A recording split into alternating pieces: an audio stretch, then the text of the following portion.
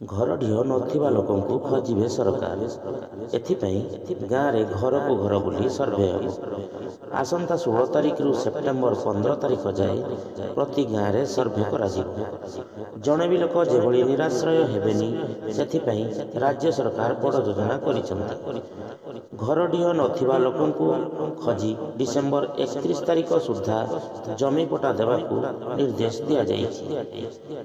ଶେଷ ଥର ପାଇଁ 2018 ମସିହାରେ ଘରଢିଅ ନଥିବା ପରିବାର ସର୍ଭେ କରାଯାଇଥିଲା।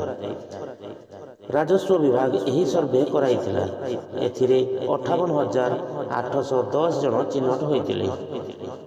ଘରଢିଅ ନଥିବା ଲୋକଙ୍କୁ ଚିହ୍ନଟ କରି ସେମାନଙ୍କୁ ମାଗଣାରେ ଘର ତିଆରି କରିବା, ଯୋଗ୍ୟ ଜମି ଯୋଗାଇ ଦେବାକୁ ବସୁନ୍ଧରା ଯୋଜନା ଆରମ୍ଭ ହୋଇଥିଲା। ଚିହ୍ନଟ ହୋଇଥିବା ଲୋକଙ୍କ ମଧ୍ୟରୁ 55,128 ଜଣଙ୍କୁ ଜମିର ମାଲିକାନା ସତ୍ତ୍ୱ ପ୍ରଦାନ କରାଯାଇଥିଲା। ଏହି ଯୋଜନାରେ ଗ୍ରାମାଞ୍ଚଳରେ ଘରଢିଅ ନଥିବା ପରିବାରକୁ ସରକାର ବିନା ପ୍ରିମିୟମରେ ଜାଗା ଯୋଗାଇ ଦେଉଥିଲେ।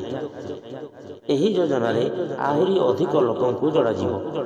ଓଡ଼ିଶା ସରକାରଙ୍କ ଜମି ବନ୍ଦୋବସ୍ତ ଆଇନ 1983 ଏବଂ ଓଡ଼ିଶା ଜମି ଜବରଦଖଲ ନିରୋଧ ଆଇନରେ ଥିବା ବ୍ୟବସ୍ଥା ଅନୁସାରେ ସେମାନଙ୍କୁ ଜମିର ସତ୍ତ୍ୱ ଦେବାକୁ ସରକାର ମିଶନ ଆରମ୍ଭ କରିବେ। ଯୋଜନା ଅନୁସାରେ ଅଗଷ୍ଟ 16 ତାରିଖରୁ ସେପ୍ଟେମ୍ବର 15 ତାରିଖ ଯାଏ ସବୁ ଗାଁରେ ସର୍ଭେ ହେବ। ରେଭିନ୍ୟୁ ଇନ୍ସପେକ୍ଟର ଓ ଆସିଷ୍ଟାଣ୍ଟ ରେଭିନ୍ୟୁ ଇନ୍ସପେକ୍ଟର ମାନେ ଗାଁ ଗାଁ ବୁଲି ସର୍ଭେ କରିବେ। ସର୍ଭେ ଆରମ୍ଭ ପୂର୍ବରୁ ପ୍ରତି ଜିଲ୍ଲାର ଜିଲ୍ଲାପାଳଙ୍କ ଅଧ୍ୟକ୍ଷତାରେ ଏଥିପାଇଁ ବିସ୍ତୃତ ଯୋଜନା ପ୍ରସ୍ତୁତ ହେବ। ସମସ୍ତ ତହସିଲଦାର, ଅତିରିକ୍ତ ତହସିଲଦାର ଓ ବିଡିଓଙ୍କ ଉପସ୍ଥିତିରେ ପ୍ରସ୍ତୁତି ବୈଠକ ହେବ। ସର୍ଭେ ପାଇଁ ତହସିଲଦାର ସମସ୍ତ ଆର୍ଆଇ ଓ ଏଆର୍ଆଇଙ୍କୁ ନେଇ ପୃଥକ ବୈଠକ କରିବେ। ଏହି ସର୍ଭେରେ ସାମିଲ ପାଇଁ ଲୋକଙ୍କୁ ସଚେତନ କରାଯିବ। ଆର୍ଆଇ ଏବଂ ଏଆର୍ଆଇ ମାନେ ପ୍ରତି ଗାଁରେ ବୈଠକ କରିବା ସହ ଘରକୁ ଘର ବୁଲି ଘରଢିଅ ନଥିବା ଲୋକଙ୍କୁ ଚିହ୍ନଟ କରିବେ। ଯାହାର ଘରଢିଅ ନାହିଁ, ସେମାନଙ୍କୁ ଏକ ଆବେଦନ ଫର୍ମ ଦିଆଯିବ। ଜମି ପାଇବାକୁ ସେମାନେ ଏହି ଫର୍ମରେ ଆବେଦନ କରିବେ। ଲୋକେ ପୂରଣ କରିଥିବା ଫର୍ମ ଗ୍ରହଣ ପାଇଁ ଆର୍ଆଇ ଓ ଏଆର୍ଆଇ ପ୍ରତି ମଙ୍ଗଳବାର ଓ ଶୁକ୍ରବାର ଅଫିସରେ ରହିବେ। ଉପଜିଲ୍ଲାପାଳ ଓ ଏଡିଜିଏମ୍ ଏହି ସର୍ଭେ କାମ ତଦାରଖ କରିବେ।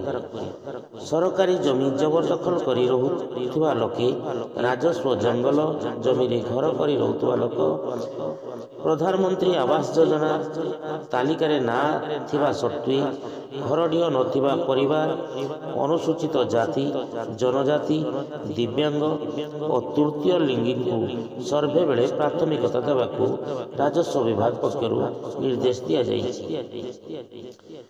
ଗାଁରେ ଉପଲବ୍ଧ ଲିଜ୍ ଜମି ବା ଅନ୍ୟ ସରକାରୀ ଜମିକୁ ଘରଢିଅ ନଥିବା ପରିବାର ନାଁରେ ଶୀଘ୍ର ବନ୍ଦୋବସ୍ତ ସାରି ମାଲିକାନା ସତ୍ତ୍ୱ ପ୍ରଦାନ କରିବାକୁ କୁହାଯାଇଛି।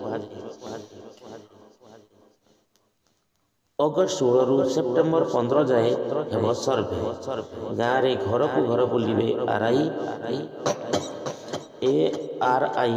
ଡିସେମ୍ବର 31 ସୁଦ୍ଧା ମିଳିବ ଜମି ପଟ୍ଟା।